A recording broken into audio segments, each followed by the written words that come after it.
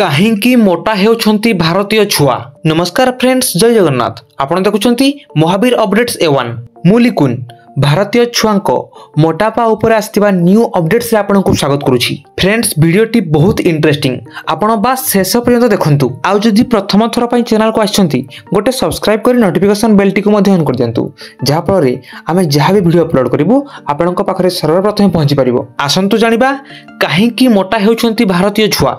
आपणको छुआ भी कम बयसरू मोटा हो जाउछंती कि एभली खाद्यरू दूरे रुहंतु। आजिकाली पिला माने ओजन वृद्धिर समस्यार सम्मुखीन होउछंती। खराब जीवनशैली एवं खाद्यपेय यह पछर कारण बोली स्वास्थ्य विशेषज्ञ कहिसंती, जहा कि पितामातांक पई एक चिंतार कारण साजिछि। जदि लगातार अस्वास्थ्यकर खाद्य खाउछंती तेबे आपणक पिलार ओजन द्रुत गति रे वृद्धि पाई पारे। जानंतु केउ कारण पई मोटा हुअंती भारतीय छुआ। पैकेज खाद्यर अधिक व्यवहार, कम बयस रे मोटा हेबा अनेक प्रकार रोगर कारण होई पारे। एही कारणरू कम बयस रे मधुमेह, हृदरोग एवं श्वासक्रिया समस्या होई पारे।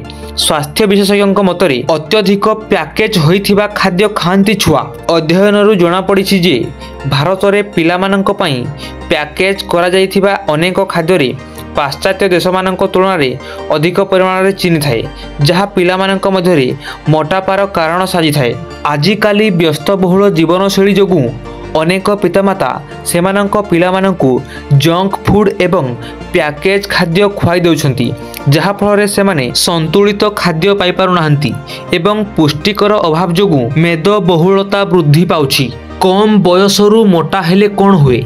अनेक रोग होई पारे, मानसिक स्वास्थ्य प्रभावित होई पारे, भावप्रवण स्वास्थ्य मध्य प्रभावित होई पारे, अत्यधिक ओजन बढ़ी पारे, ओजन अधिक हेबा द्वारा थटार शिकार होई पारंती, जहा कि डिप्रेशन और आत्मविश्वास ह्रास करि पारे। फ्रेंड्स, यह थिला भारतर छोट छोट शिशु माने काहेकि अल्प बयसरू मोटा होउछंती। आमर एही इन्फॉर्मेशन टी आपनकु सतरे केमति लागिछि कमेंट माध्यम रे निहाती जणांतु। आउ आपनक परिवार रे जदि छोट बयसरू केही मोटा हो जाउछंती तांकु जंक फूड, फास्ट फूड और पैकेजिंग फूड ठारो दूरे रखंतु। फ्रेंड्स, एमिति सुंदर सुंदर इंटरेस्टिंग अपडेट्स पई लाइक, शेयर और सब्सक्राइब सह आम सह सब दिन पई एमिति जोड़ी ही करहंतु। आ अल्प समय मध्य देखा हबा आउ गोटे नुआ खबर को नेकी। वर्तमान पई रहिलु। नमस्कार।